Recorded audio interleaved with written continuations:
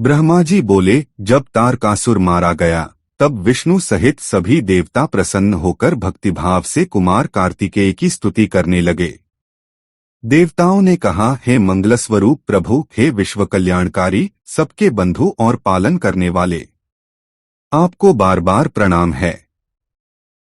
हे महाबली, असुरों का संहार करने वाले, बाणासुर और प्रलंबासुर का वध करने वाले दे, आपको प्रणाम है। हे शंकर पुत्र, हे पवित्र स्वरूप, आपको नमस्कार है। हे अग्निपुत्र, आप ही जगत के कर्ता, पालनकर्ता और संहार करता हैं। यह सारा जगत आपका ही अद्भुत विस्तार है। दीनबंधु, हम पर प्रसन्न होइए। हे देवताओं की रक्षा करने वाले प्रभु, हे करुणामय, सदैव हमारी रक्षा कीजिए। आपने तारकासुर का वध करके देवताओं को सभी संकटों से मुक्त कर दिया। ब्रह्मा जी बोले, इस प्रकार देवताओं ने कुमार की स्तुति की। तब कुमार ने सबको नवीन वरदान दिए और पर्वतों को भी प्रसन्न होकर आशीर्वाद दिया। स्कंद बोले, हे पर्वतों, तुम सदैव तपस्वियों, यज्ञकर्ताओं और ज्ञानियों द्वारा पूजित रहोगे। शिव के लिंग स्वरूप से प्रतिष्ठित रहोगे। विशेष रूप से मेरे नाना हिमालय तपस्वियों को फल देने वाले होंगे। देवताओं ने कहा, हे कुमार, आपने तारकासुर का वध कर हम सबको सुखी किया है। अब अपने माता पिता शिव और पार्वती से मिलने कैलाश पर्वत जाइए। ब्रह्मा जी बोले, इस प्रकार कहकर विष्णु आदि देवता कुमार को लेकर भव्य उत्सव के साथ कैलाश की ओर चल पड़े। जैसे ही कार्तिकेय कैलाश की ओर बढ़े, सब ओर मंगलध्वनियां और जय जयकार होने लगा। कुमार दिव्य विमान पर आरूढ़ हुए। मैं, ब्रह्मा और विष्णु प्रेम पूर्वक उनके ऊपर चामर डुलाने लगे और इंद्र सहित सभी देवता सेवा में लगे। सब लोग मंगलध्वनियों और जयघोष के साथ हर्षपूर्वक कैलाश पहुंचे। वहां पहुंचकर विष्णु आदि देवताओं ने शिव पार्वती को प्रणाम किया। कुमार कार्तिकेय ने भी विमान से उतरकर विनम्रता से माता पिता को प्रणाम किया। अपने प्रिय पुत्र को देख शिव पार्वती अत्यंत प्रसन्न हुए।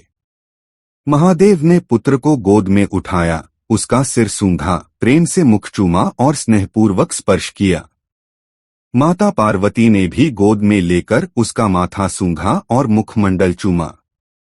पति पत्नी शिव पार्वती अपने पुत्र के मिलन से अपार आनंद से भर उठे। शिवजी के भवन में भव्य उत्सव हुआ। चारों ओर जय जयकार गूंजने लगी।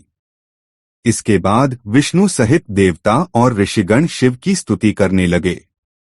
देवताओं ने कहा, हे महादेव, भक्तों को अभय देने वाले प्रभु, आपकी अद्भुत लीला सज्जनों को सुख देने वाली है। हे प्रभु, हम अज्ञानी हैं, आपके सनातन आवाहन को नहीं जानते। हे गंगाधर, हे महेश्वर, हे वृषभध्वज, हे गणाधिपति, हे त्रिलोकेश, आप सृष्टिकर्ता, पालनकर्ता और संहारकर्ता हैं। आपको बारंबार प्रणाम है। आप निःसंग परमात्मा, शुद्ध और अविनाशी हैं। कालस्वरूप और पाशधारी हैं। वेद मंत्रों में प्रधान और अनंत रूप वाले हैं। आपको प्रणाम है। भूत, भविष्य और वर्तमान सब आपसे ही उत्पन्न हैं। कृपा कर हमारी रक्षा करें, हम आपके शरणागत हैं। हे रुद्र, हे नीलकंठ, हे शिव, निराकार साकार विश्वस्वरूप प्रभु, अंगों पर भस्म धारण करने वाले आपको बारंबार प्रणाम है। हे महादेव, सबके द्वारा पूजित, संहारकर्ता और संयमधारियों पर दया करने वाले प्रभु, आपको प्रणाम है। आप देवताओं में ब्रह्मा हैं, रुद्रों में नीललोहित हैं, जीवों में आत्मा हैं। आप पर्वतों में सुमेरु, नक्षत्रों में चंद्रमा, ऋषियों में वशिष्ठ और देवों में इंद्र हैं। आप वेदों में के स्वरूप हैं। हे महेश्वर, हमारी रक्षा करें। हम आपकी आज्ञा मानते हैं, कृपा कर हमें सुरक्षित रखें। आपके असंख्य रूपों का कोई अंत नहीं जान सकता। हे देवदेव, आपको प्रणाम है। ब्रह्मा जी बोले, इस प्रकार विष्णु आदि देवताओं ने शिवजी की स्तुति कर बारंबार प्रणाम किया और उनके सामने खड़े हो गए। देवताओं की स्तुति सुनकर दयालु शिवजी प्रसन्न हुए और मुस्कुराने लगे। फिर शिवजी प्रसन्न होकर विष्णु आदि देवताओं से बोले, हे हरि, हे विधि, हे देवगण, मैं सज्जनों का रक्षक, देवताओं पर दया करने वाला, दुष्टों का संहार करने वाला, त्रिलोकेश, भक्त वत्सल और विकार रहित हूँ। जब जब आप पर संकट आए, सुख की प्राप्ति हेतु मेरा भजन किया करें। ब्रह्मा जी बोले, हे मुनिवर।